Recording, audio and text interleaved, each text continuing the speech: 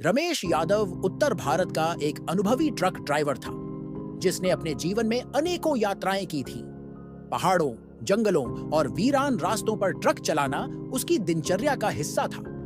लेकिन एक ऐसी रात आई जिसने उसकी जिंदगी को हमेशा के लिए बदल दिया।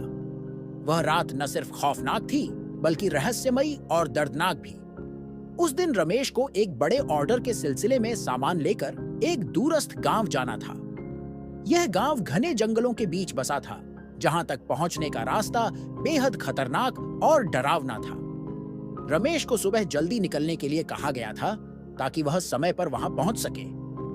उसने तड़के ट्रक स्टार्ट किया और अपने सफर की शुरुआत की। शुरुआत में सब कुछ सामान्य था।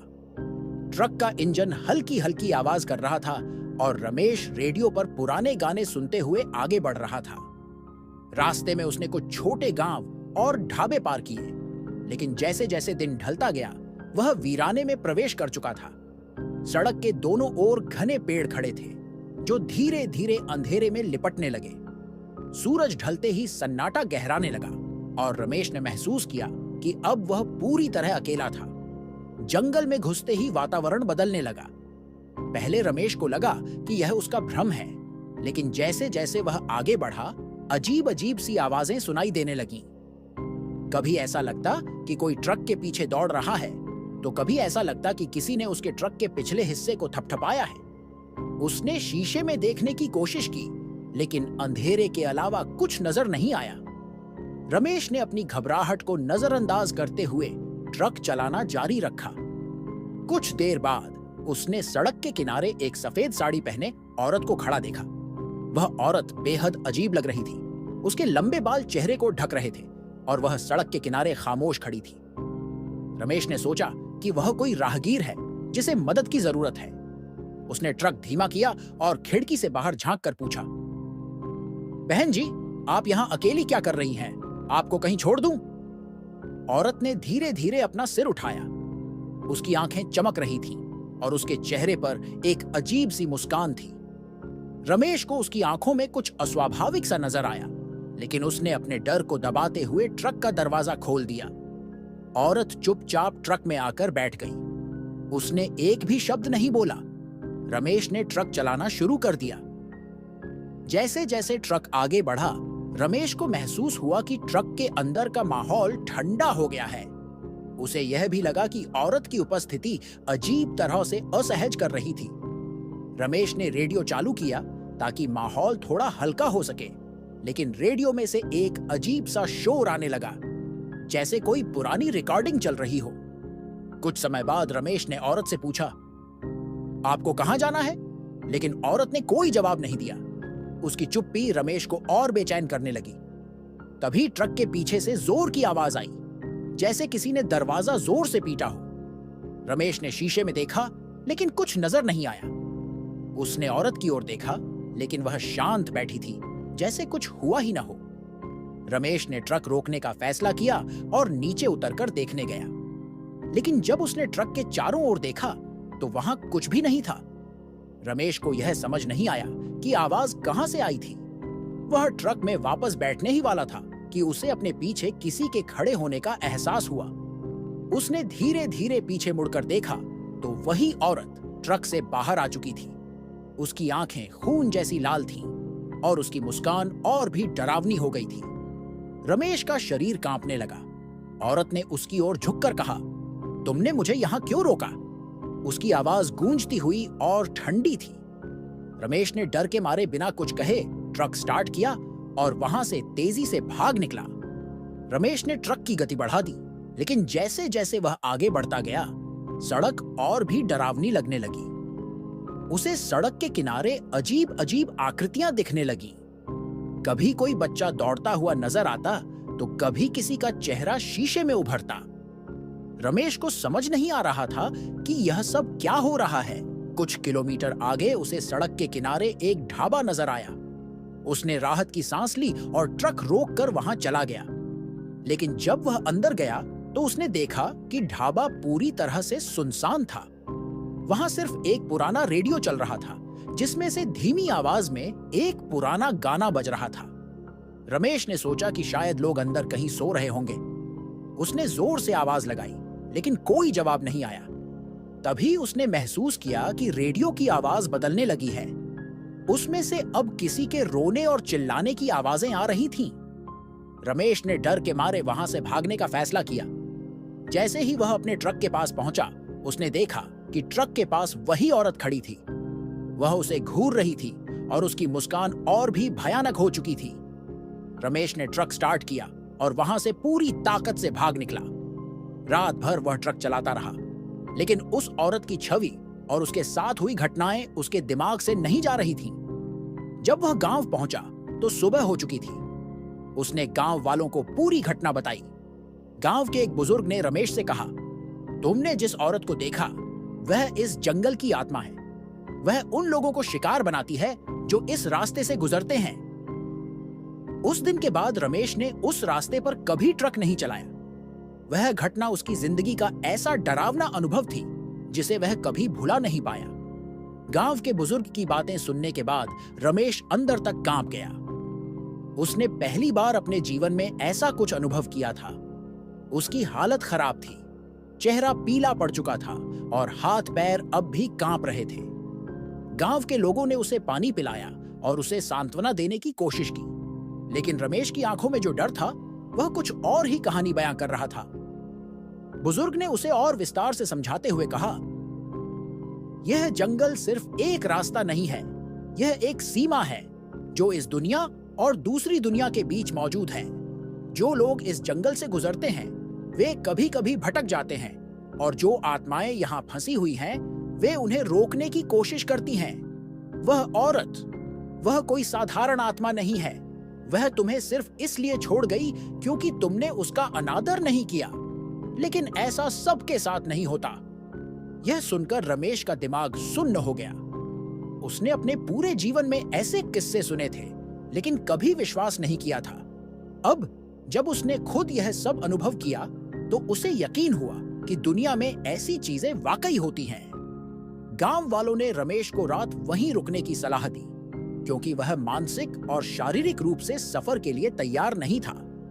रमेश ने उनकी बात मान ली। एक पुराने मकान में उसके लिए इंतजाम किया गया, जो गांव के मुख्य चौपाल के पास था।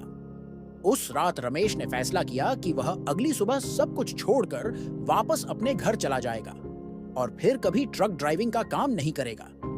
लेकिन रात इतनी आसान नहीं थी। जैसे ही रमेश सोने के लिए लेटा, उसे महसूस हुआ कि कमरे में कुछ अजीब सा है। बाहर हल्की हवा चल रही थी, लेकिन खिड़कियां और दरवाजे जोर जोर से बजने लगे। उसने सोचा कि यह शायद उसकी थकान और डर का नतीजा है। उसने खुद को समझाने की कोशिश की, लेकिन उसकी बेचैनी बढ़ती गई। करीब आधी रात को उसे लगा कि कोई उसके कमरे के बाहर चल रहा है। पैरों की आवाज धीरे धीरे उसके दरवाजे के पास आकर रुक गई। उसने डरते डरते आवाज लगाई, कौन है वहां? लेकिन कोई जवाब नहीं आया। रमेश की सांसें तेज हो गईं। उसने अपनी हिम्मत जुटाकर दरवाजा खोलने की सोची, लेकिन तभी उसे ऐसा महसूस हुआ कि दरवाजे के दूसरी ओर कोई खड़ा है। कुछ देर तक सन्नाटा रहा। फिर अचानक दरवाजे पर जोर से दस्तक हुई। रमेश घबरा गया। उसने चिल्लाकर पूछा, कौन हो तुम? क्या चाहते हो? लेकिन कोई जवाब नहीं मिला। दस्तक रुक गई, लेकिन कमरे का तापमान अचानक गिरने लगा। रमेश ने महसूस किया कि उसकी सांसें भारी हो रही थीं और ऐसा लग रहा था जैसे कमरे में कोई और मौजूद हो। तभी उसे अपने पलंग के पास किसी के चलने की हल्की आवाज सुनाई दी। उसने धीमे से गर्दन घुमाई और देखा कि एक परछाई उसके पास से गुजर रही थी। वह परछाई उस सफेद साड़ी वाली औरत की थी। उसका पूरा शरीर ठंडे पसीने से भीग गया। उसने अपनी आंखें बंद कर लीं और मन ही मन प्रार्थना करने लगा। कुछ पल बाद सब कुछ शांत हो गया। रमेश ने धीरे धीरे अपनी आंखें खोली। परछाई गायब हो चुकी थी, लेकिन उसका डर और बढ़ गया था। उसने सोचा कि यह जगह भी सुरक्षित नहीं है। वह तुरंत कमरे से बाहर निकल आया और गांव के चौपाल की ओर दौड़ पड़ा। गांव में सभी लोग सो चुके थे। चौपाल पर सिर्फ वही बुजुर्ग बैठे थे जो उसे दिन में मिले थे। रमेश ने उनके पास जाकर सब कुछ बताया। बुजुर्ग ने गहरी सांस ली और कहा, तुम्हारा पीछा किया जा रहा है। यह आत्मा अभी तुम्हारे पीछे है। तुम्हें इसे हमेशा के लिए छोड़ने का तरीका खोजना होगा। वरना यह तुम्हें कभी चैन से जीने नहीं देगी। रमेश ने डरते हुए पूछा, लेकिन मैं क्या कर सकता हूं? मैं इससे छुटकारा कैसे पा सकता हूं? बुजुर्ग ने उसे समझाया कि जंगल के उस हिस्से में एक प्राचीन मंदिर है जो अब खंडहर बन चुका है। उस मंदिर में एक विशेष अनुष्ठान किया जाता है जिससे आत्माओं को मुक्ति मिलती है, लेकिन यह काम आसान नहीं है। जो लोग उस मंदिर में जाते हैं वे अक्सर वापस नहीं लौटते। रमेश के पास कोई और चारा नहीं था। उसने बुजुर्ग से मदद मांगी और उन्होंने गांव के कुछ और लोगों को बुलाया जो उसे उस मंदिर तक ले जाने के लिए तैयार हुए। यह सुबह होने से पहले का समय था। एक छोटे से दल ने मशालें लेकर जंगल की ओर प्रस्थान किया। रास्ता बेहद डरावना और खतरनाक था। पेड़ों के बीच से अजीब अजीब आवाजें आ रही थीं और ऐसा लग रहा था जैसे कोई उन्हें देख रहा हो। रमेश हर कदम पर भगवान का नाम ले रहा था। आखिरकार वे लोग उस पुराने मंदिर तक पहुंचे। मंदिर टूट फूट चुका था और वहां अजीब सी दुर्गंध फैली हुई थी। बुजुर्ग ने रमेश से कहा, यह तुम्हारा सामना करने का समय है। मंदिर के अंदर जाओ और प्रार्थना करो, बाकी हम बाहर से संभालेंगे। रमेश ने अपनी हिम्मत जुटाई और मंदिर के अंदर गया। अंदर एक पुराना पत्थर का मंच था जिस पर कुछ विचित्र निशान बने हुए थे। रमेश ने वहां बैठकर भगवान से माफी और मदद की प्रार्थना की। तभी उसे अपने पीछे वही डरावनी हंसी सुनाई दी। वह औरत वहां खड़ी थी। उसकी आंखें जल रही थीं और उसका चेहरा विकृत हो चुका था। रमेश ने डरते हुए अपनी प्रार्थना जारी रखी। औरत ने उसकी ओर बढ़ना शुरू किया, लेकिन जैसे ही उसने मंदिर के मंच को पार किया, वह रुक गई। ऐसा लग रहा था जैसे मंदिर की पवित्रता उसे रोक रही हो। रमेश ने अपने डर को नजरअंदाज करते हुए प्रार्थना जारी रखी। आखिरकार औरत ने एक तेज चीख मारी और गायब हो गई। रमेश का शरीर थकान और डर से पूरी तरह निढाल हो चुका था। उसने किसी तरह खुद को उठाया और बाहर आया। गांव के लोगों ने उसे संभाला और वापस ले आए। उस दिन के बाद रमेश ने ट्रक ड्राइविंग छोड़ दी। उसने अपनी बाकी की जिंदगी भगवान की भक्ति में बिताने का फैसला किया, लेकिन उस रात की घटनाएं उसकी यादों में हमेशा के लिए दर्ज हो गईं। वह जानता था कि वह किसी अदृश्य ताकत से बचकर वापस आया है और उसने इस अनुभव को किसी को कभी भी हल्के में नहीं लेने की सलाह दी। रमेश ने उस खौफनाक घटना के बाद ट्रक चलाना छोड़ दिया और अपनी बाकी जिंदगी भगवान की भक्ति में लगा दी। उसने अपने परिवार को इस बारे में बहुत कम बताया, क्योंकि वह नहीं चाहता था कि यह डर उनके दिलों में बैठ जाए। लेकिन वक्त के साथ यह किस्सा रमेश की पुरानी यादों का हिस्सा बन गया। रमेश का बेटा अजय उस समय सिर्फ 10 साल का था। वह अपने पिता को आदर्श मानता था और हमेशा से उसकी तरह ट्रक ड्राइवर बनना चाहता था। रमेश ने अपने बेटे को कई बार समझाया कि यह काम आसान नहीं है और इसमें कई खतरों का सामना करना पड़ता है, लेकिन अजय का जुनून अटूट था। जैसे जैसे वह बड़ा हुआ, उसने अपने पिता से ट्रक चलाने की कला सीखी। अजय अब एक नौजवान था और अपने पिता से भी ज्यादा कुशल ट्रक ड्राइवर बन चुका था। उसने रमेश से उनका पुराना ट्रक संभाल लिया और खुद अपना काम शुरू कर दिया। लेकिन रमेश हमेशा उसे चेतावनी देता रहता था, बेटा, कभी उस जंगल वाले रास्ते पर मत जाना, वह जगह अभिशप्त है। मैंने वहां जो देखा और झेला वह मैं तुझे कभी नहीं बताना चाहता, लेकिन इतना समझ ले कि वह रास्ता तेरा नहीं है। अजय ने यह बात सुनी, लेकिन उसने इसे गंभीरता से नहीं लिया। उसे लगा कि उसके पिता बस पुराने किस्सों के डर से उसे रोकना चाहते हैं। एक दिन अजय को एक बड़ा ऑर्डर मिला। उसे सामान लेकर उसी दूरस्थ गांव तक जाना था जहां उसके पिता ने अपनी जिंदगी का सबसे डरावना अनुभव किया था। रमेश ने उसे जाने से रोका, लेकिन अजय ने कहा, पापा, अब जमाना बदल गया है। ये सब कहानियां पुरानी हो चुकी हैं। मुझे डराने की जरूरत नहीं है। रमेश ने उसे रोकने की बहुत कोशिश की, लेकिन अजय नहीं माना। उसने अपना ट्रक स्टार्ट किया और सफर पर निकल पड़ा। अजय ने शुरुआत में सब कुछ सामान्य पाया। रास्ता भले ही वीरान था, लेकिन उसे किसी प्रकार की असामान्य बात महसूस नहीं हुई। दिन के उजाले में उसने जंगल के घने हिस्से को पार किया और सोचा कि उसके पिता की चेतावनियां बस एक पुराने डर का हिस्सा थीं। लेकिन जैसे ही सूरज ढलने लगा और अंधेरा छाने लगा, माहौल बदलने लगा। सड़क पर अचानक सन्नाटा छा गया।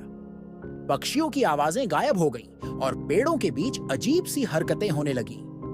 अजय ने इसे नजरअंदाज करने की कोशिश की, लेकिन उसके ट्रक के अंदर का माहौल अचानक ठंडा हो गया। उसे लगा जैसे कोई उसे देख रहा है। कुछ देर बाद सड़क के किनारे उसे सफेद साड़ी पहने एक औरत खड़ी नजर आई। अजय ने अपने पिता की कहानी को याद किया, लेकिन उसने सोचा कि यह महज एक संयोग है। उसने ट्रक धीमा किया और औरत से पूछा, आप यहां अकेली क्या कर रही हैं? आपको कहीं छोड़ दूं? औरत ने धीरे धीरे अपना सिर उठाया। उसकी आंखों में वही चमक थी जिसे रमेश ने सालों पहले देखा था। अजय का दिल तेजी से धड़कने लगा, लेकिन उसने अपनी हिम्मत बनाए रखी और दरवाजा खोल दिया। औरत ट्रक में आकर बैठ गई और चुपचाप आगे देखने लगी। कुछ समय बाद अजय ने औरत से पूछा, आपको कहां जाना है?